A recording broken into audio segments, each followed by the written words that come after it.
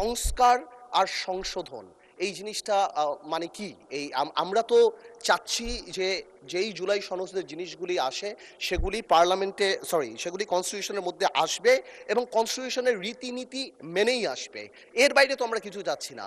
তো আমার মনে হচ্ছে এখানে প্লেইং উইথ ওয়ার্ডস করা হচ্ছে এবং জাতিকে বিভ্রান্ত করা হচ্ছে এবং ঠিক আগেও যা বলেছি আমাদেরকে জুলাইয়ের বিরুদ্ধে দাঁড়ানোর পায়তারা করা হচ্ছে।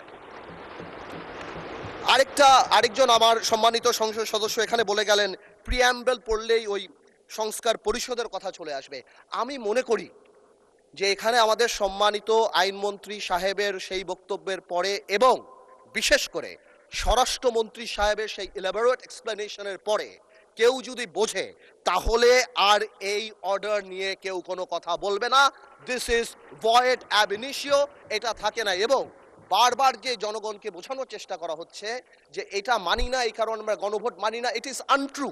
আমরা গণভোট মানি বিকজ আমরা জনগণের ক্ষমতায়নে বিশ্বাস করি, আমরা গণভোট মানি, আর এই কারণেই আমরা হ্যাঁ ভোট দিয়েছি এবং আমাদের সংসদ নেতাও হ্যাঁ ভোটের পক্ষে কথা বলেছে। আমরা যদিও এটা বাইরে থেকে আসছে তাও বলি, আসলে মাঝে থেকে একটা গল্প বলি, সময় 1 মিনিট বাড়াই দেবে, তাও একটা গল্প বলি যে শপথের কথা বলছে। এই গল্পটা আসলে বলা ইম্পর্টেন্ট। স্পিকার, একটা আইন ছিল, আইনটা হলো অতিথি পাখি মারিলে 10 বছর কারাদণ্ড। একজন এক বাড়ির মুরগি আরেক বাড়িতে চলে গেছে, ওই লোক জবাই করে খেয়ে ফেলছে। এখন এই লোক মামলা করছে যে এর 10 বছর জেল হইতে হবে, কারণ মুরগিও পাখি আর অন্যের বাড়ি অতিথি। তো কেউ যদি আইন না বোঝে তাদেরকে বারবার বুঝে আমাদের আর লাভ নাই। মানুষ স্পিকার, বারবার বলেই যাচ্ছি, this is void ab initio. We respect referendum, এই কারণে আমরা আসছি। এটাকে ইমোশনাল কালার দিয়ে বাংলাদেশকে এমনভাবে দাঁড় করানো হচ্ছে যে আমরা জুলাই চাই না, আমরা জুলাইয়ের বিরুদ্ধে। ওনারাই একমাত্র জুলাইয়ের টেন্ডার নিয়েছেন, ওনারাই টেন্ডার সাবমিট করছেন।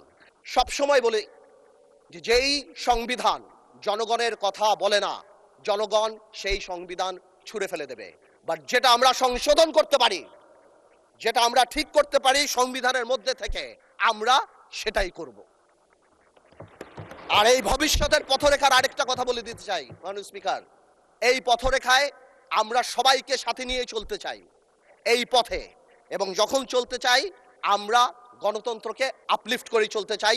জনগণের ম্যান্ডেট, যার কারণে 217টা সিট পেয়ে আমরা এখানে, আমরা আইন পরিবর্তন করতে চাই, সংবিধানের মধ্যে থেকেই করতে চাই।